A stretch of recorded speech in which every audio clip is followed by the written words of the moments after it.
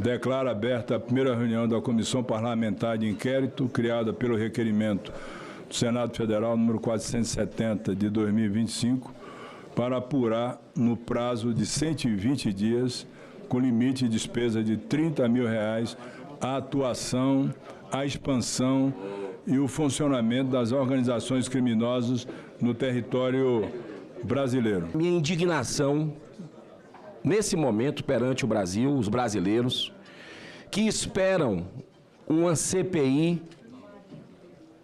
que faça o trabalho aprofundado com relação ao narcotráfico no Brasil. Existe uma expectativa enorme dos brasileiros com relação a esse trabalho, que desde ontem à noite eu vi movimentações que se consolidaram hoje pela manhã. Mais uma vez o governo Lula, que não assinou, repito, não queria que essa CPMI existisse e toma de assalto essa comissão, como fizeram em várias outras. E a gente vê, mais uma vez, uma movimentação pela blindagem, querendo colocar, com todo respeito, um presidente da comissão que seja do Partido dos Trabalhadores. Que o governo Lula, que não assinou essa CPMI, coloque, por exemplo, o relator. Mas deixe a presidência dessa comissão com a oposição, porque aí nós vamos ter independência, nós vamos ter autonomia. Eduardo Girão, a palavra de Vossa Excelência não me passa a lição, porque eu sempre procedi aqui dentro, honrando o meu mandato, mandando o meu mandato, trabalhando, inclusive, fui oposição responsável ao governo que Vossa Excelência defendeu, o governo Jair Bolsonaro, e na CPI da Covid. O presidente interferiu várias vezes para que não se montasse a CPI da Covid. Vossa Excelência sabe perfeitamente disso. Eu aqui presidindo, não haverá palanque para absolutamente nenhum senador ou senadora. Vamos ter que investigar plenamente quem cometeu os seus equívocos e os seus erros. Esse é o meu procedimento. Há 11 anos nessa casa, nunca deu direito a nenhum senador ou senadora de me passar a lição, até porque, ao longo da minha vida, sempre preservei a honra e a dignidade e o caráter que todo senador deve ter. Há pouco eu conversava com o presidente do Senado e disse a ele que ia participar de uma comissão, para abrir essa comissão, e ia conviver com pessoas com atos que eu nunca cometi na minha vida. Eu nunca menti para um parlamentar. Eu nunca passei minha vida mentindo. E convivo com muita gente aqui que sobreviveu pela a falta de abertura da Comissão de Ética do Senado Federal para ver quantas pessoas cometeram crimes antiéticos dentro do Senado Federal. Tanto eu comandando aqui, vai ser a ordem, a decisão justa e correta que eu vou tomar por cada momento de presidir essa comissão. Alguns vieram aqui com a intenção, claramente, e não fomos nós, de politizar a CPI. De, na verdade, travar aqui um debate de governo e oposição. E é uma argumentação que não se sustenta em si. Porque, olha, veja só, presidente, a CPI do INSS, nós perdemos a eleição do presidente e a designação do relator. Nos curvamos ao resultado. Aí depois, quando os requerimentos deles não são aprovados, ela foi cooptada pelo governo. Eu até entendo, às vezes, porque alguns tentaram dar golpe de Estado em 8 de janeiro de 2023. É porque não se curva a vontade da maioria, seja lá fora na sociedade, seja aqui dentro quando o voto é colocado.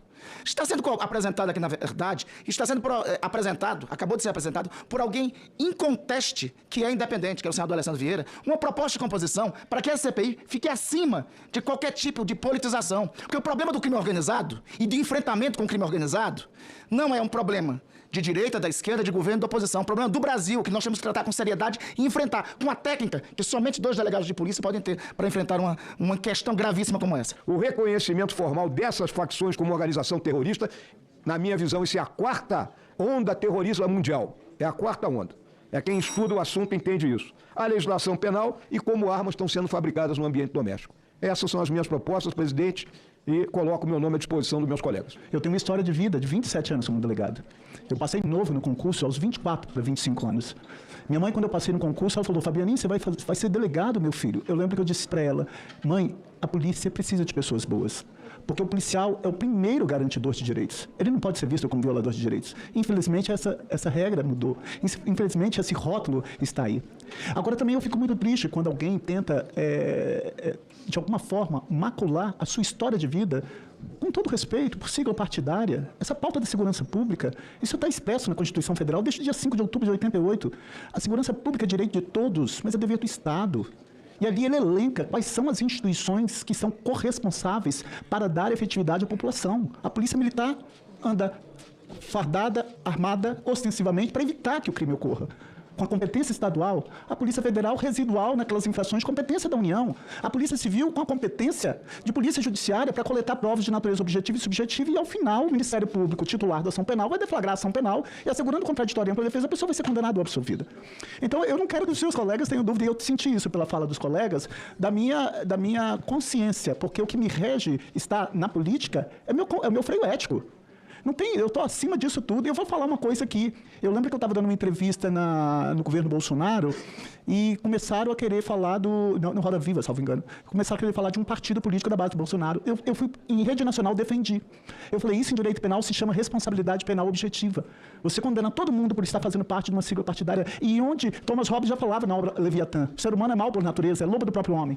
Então, esse problema da criminalidade tem que ser enfrentado, mas ser enfrentado sem pirotecnia, com responsabilidade. E quando eu vejo o senador Alessandro Vieira apresentando um plano de trabalho com a colaboração dos colegas, eu acho que é esse o comprometimento que nós temos que ter com a população brasileira. Todos os senadores e senadoras já votaram, determino a mesa que abra o painel para verificarmos o resultado da votação.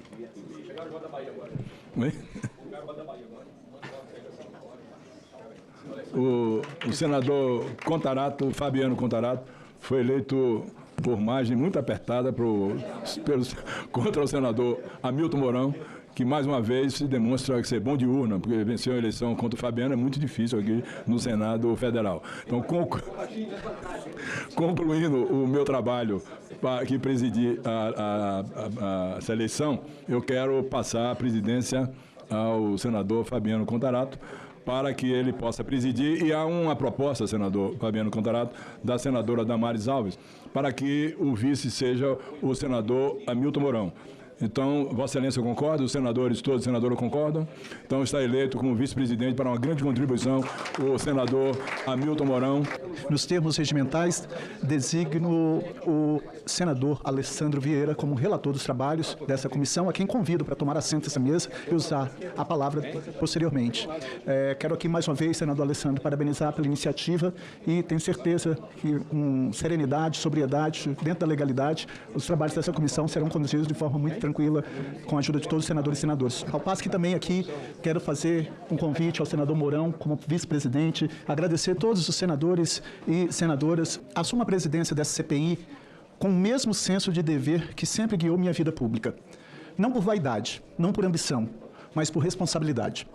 Responsabilidade com as famílias que perderam filhos para o tráfico, responsabilidade com os policiais que arriscam a vida diariamente, responsabilidade com os jovens abandonados pelo Estado e, sobretudo, responsabilidade com o povo brasileiro que há muito tempo vive refém do medo. A segurança pública não deve ser uma pauta apenas da direita, nem uma bandeira exclusiva de conservadores. É uma obrigação de todos os que acreditam na vida, na justiça e na dignidade.